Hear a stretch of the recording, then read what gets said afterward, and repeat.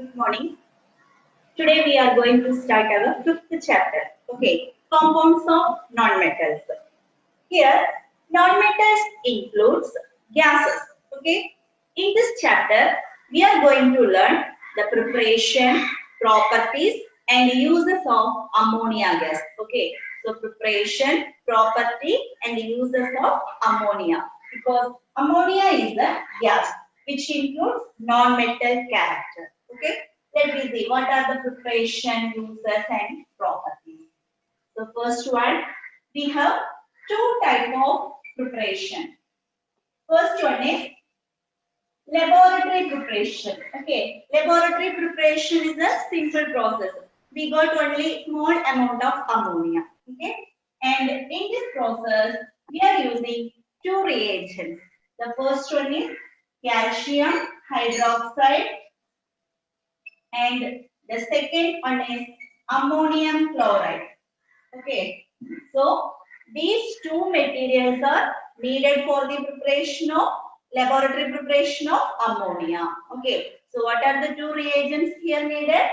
Calcium hydroxide and ammonium chloride solution. Okay, so first of all, we are taking a beaker or a jar. Okay, jar or beaker. So in this beaker, we are taking calcium hydroxide solution mixed with ammonium chloride. Okay, so don't forget this word ammonium chloride. NH4 indicates ammonium. Okay, NH3 indicates ammonia. So there is a difference between 3 and 4. 3 indicates ammonia gas and NH4 represents ammonium solution. Okay. Here, ammonium chloride and calcium hydroxide are mixing together. And what happens here? A tube is connected through this beaker. So finally, we got a ammonia gas. Okay. So when these two solutions are mixing together to form ammonia gas. Okay. So after some time, we can experience an irritating smell. Irritating smell indicates ammonia gas, releasing of ammonia gas. Okay. So after some time, ammonia gas is liberated, and this ammonia gas is collected in the jar. Okay. And after that, we have to pass quicklime. So the ammonia is passing over through quicklime because this ammonia contains some amount of moisture or water content. Okay, so we have to remove that moisture. That's why we are using quicklime here. Okay, so first of all, we are taking a jar, and in this jar, calcium hydroxide and ammonium chloride solution are mixed. And when these two are reacting, so here we had discussed about laboratory preparation of ammonia. Okay, for laboratory preparation, we needed two materials such as calcium hydroxide and the another one is ammonium chloride. Okay, when these two reactants are mixing together to form ammonia gas, and this ammonia gas is passed through quicklime because this quicklime is a capacity to remove water content. Okay, so some amount of water is present in this ammonia, and that water or moisture content is removed by quicklime. The chemical formula of quicklime is CaO, calcium oxide. Okay, CaO. So for this manner, we are collecting ammonia gas. And finally, this ammonia is collected in inverted position of jar. Okay, inverted position. Okay, so finally, ammonia is collected in inverted jar because the reason for this, the density of ammonia is less than air. Okay, so comparing with air, the density of ammonia is very less. That's why it can be spreaded. So we can collect the ammonia gases in inverted jar. Okay, or inverted position of jar. So this is the laboratory preparation of ammonia. So once again, I am repeating. Here, ammonium chloride and calcium hydroxide are mixing together to form ammonia gas.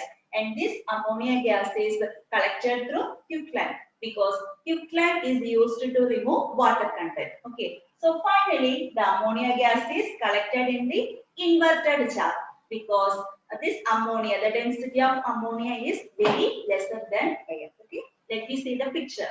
This figure shows laboratory preparation of ammonia. Okay, so first of all in the test tube they are taking ammonium chloride and calcium hydroxide solution.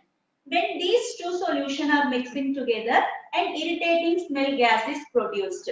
So after some time, definitely we can experience an irritating smell, pungent odor. Okay, so it's a very important one, pungent odor. Pungent means irritating smell.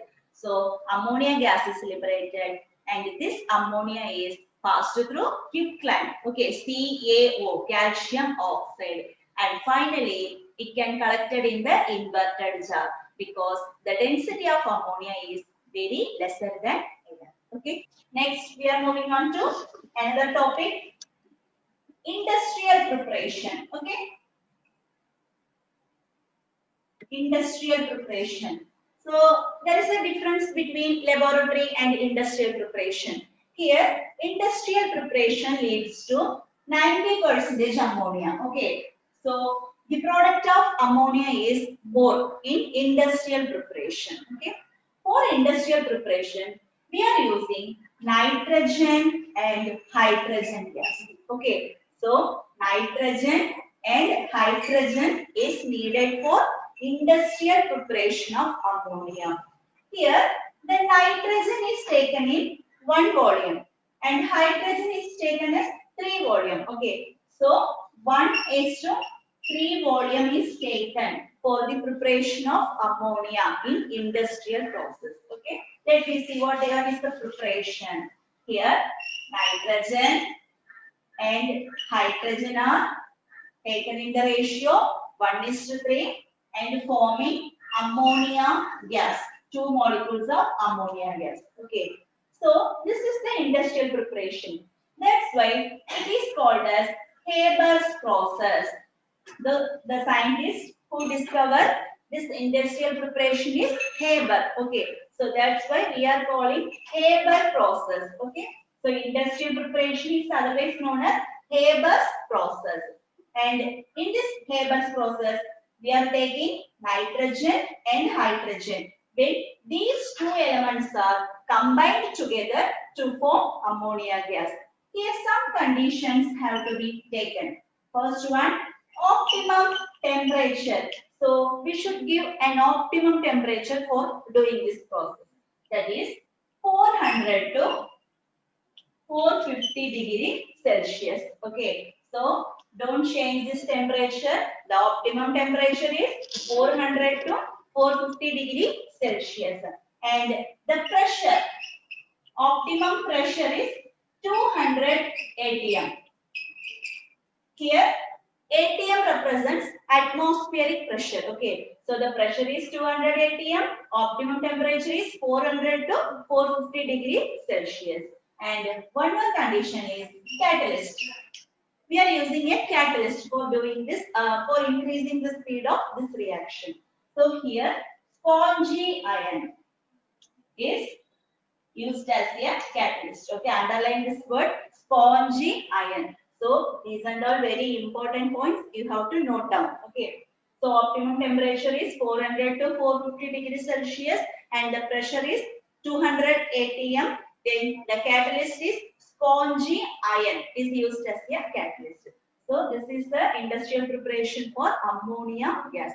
Let me see the picture. Here, this flow chart represents the industrial production of ammonia, such as Haber's process. Okay, so in this Haber's process, we are taking nitrogen and hydrogen by 1:3 ratio. And what happens? So the conditions are 400 to 450°C is the optimum temperature, 200 atm is the optimum pressure, and iron represents spongy iron. Okay, it is used as a catalyst. So in this process, we are getting nearly 90% of ammonia gas. So very important. Okay. So next, We are moving on to next topic, fountain experiment. So there is a simple experiment, fountain experiment. Okay. This fountain experiment consists of a beaker. In this beaker, we are taking ammonia gas. Okay. So some ammonia gas is taken in the beaker, and we have to add some water mixed with phenolphthalein solution. Phenolphthalein. You know that phenolphthalein is the indicator, isn't it? So water mixed with phenolphthalein solution is taken with the help of syringe, and this is added to the ammonia gas. Okay. And after some time, pink color was obtained. Okay. So the pink color was obtained because already this beaker consists of ammonia gas, and we have to apply water with phenolphthalein solution. So what happens? First of all, this ammonia reacts with water and forming ammonium hydroxide. Okay, so this is our first product. So here ammonia reacts with water to form ammonium hydroxide, and this is the base. Okay, ammonium hydroxide is the base. So when we are adding phenolphthalein to any base, it produces pink color. Okay, is it clear for you? So ഇവിടെ എന്താണ് സംഭവിക്കുന്നത്? First NH3 gas ആണ് എടുക്കുന്നത്. പിന്നെ അത് നമ്മൾ എന്താ ചെയ്യുന്നത്? വാട്ടറും ഫിനോഫ്തലീനും കൂടി മിക്സ് ചെയ്ത സൊല്യൂഷൻ ആഡ് ചെയ്യാണ്. ആഡ് ചെയ്യുമ്പോൾ പിങ്ക് കളർ അവിടെ പ്രൊഡ്യൂസ് ആയി. എന്തായിരുന്നു അതിന് കാരണം? ഫസ്റ്റ് NH3 യും വാട്ടറും റിയാക്ട് ചെയ്ത് അവിടെ ബേസ് പ്രൊഡ്യൂസ് ആവും. ഈ ബേസിന്റെ കൂടെ ഫിനോഫ്തലീൻ കൂടി ചേരുമ്പോഴാണ് അവിടെ പിങ്ക് കളർ പ്രൊഡ്യൂസ് ആവുന്നത്. Okay. So this experiment is known as fountain experiment. So from this activity, we can understood ammonia is a basic solution. So the nature of base and the nature of ammonia is basic in solution. Okay. Now from this point we can conclude. Okay, let me see this picture. This figure shows fountain experiment. So first of all, in the beaker we are taking which one? Ammonia gas, dry ammonia gas. And what happens after some time? With the help of syringe, we can apply water mixed with phenolphthalein solution, and suddenly a pink color was obtained because that beaker already consists of ammonia gas. This ammonia reacts with water to form a base, and any base reacts with phenolphthalein indicator to form pink color solution. Okay. Okay, from this point we can conclude some properties of ammonia gases. Okay, so first one, the properties of ammonia is nature. Nature is always basic. So properties of ammonia, first one, nature. The nature of ammonia gas is basic in nature. Okay, then basic means the red litmus converted into blue color. So when we are showing litmus paper at the mouth of the test tube which contain ammonia gas, it turns red into blue color. Okay, so for basic solution, the litmus paper changes from red to blue color. And the second one is its odor. Odor means smell. Okay, the smell of ammonia gas is pungent smell. Pungent odor. Pungent means an irritating smell is obtained. Okay. And third one, solubility. The solubility of ammonia is very high. Okay. So suppose if we are adding ammonia into water, its solubility is very high. And fourth one is its density. So density of ammonia is very less than air. That's why we are collecting in the inverted jar, isn't it? So these are the properties of ammonia gas: nature, odor, then solubility and density of ammonia. Okay, so very important one. They will ask the question: why ammonia gas is collected in the inverted jar? Because the density of ammonia is comparatively less than air. Okay. So next, this ammonia gas is used in different field, medical field such as making fertilizer, ammonium sulfate, ammonium phosphate, etc. Okay, now let me see. What are the uses of ammonia? Here, ammonia is used in different field. Okay, so first of all, some uses are given in this figure. First one, manufacture of chemical fertilizers, isn't it? What are the manufacture of chemical fertilizers? Ammonium sulfate, ammonium phosphate, urea. So these are the chemical fertilizers. And the second one is some ammonia gas is used as a refrigerant, as a cooling agent. Okay. And third one, some of ammonia gas is used in to clean tiles and window panes. And one more use is it is very useful to clean grease. And in the different field, electrolyte in dry cells. Some of the ammonia gas is used in electrolyte in dry cells, and it is used to prevent coagulation of latex. Okay. Next, we are moving on to a small topic. There is a definition for liquid ammonia and liquor ammonia. Okay,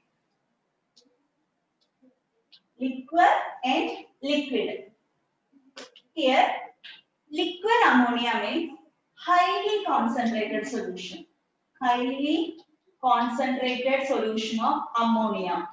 It is known as liquor ammonia. Okay, so liquor means it consists of mostly nearly 90% ammonia is taken. Okay, that is known as liquor ammonia. So it is very highly concentrated. Liquid ammonia means we can produce this ammonia gas into liquid form. Okay, so the gas is compressed into liquid form by applying pressure. Okay, here for you. So ammonia is a gas. We can convert this gas into liquid form by applying pressure.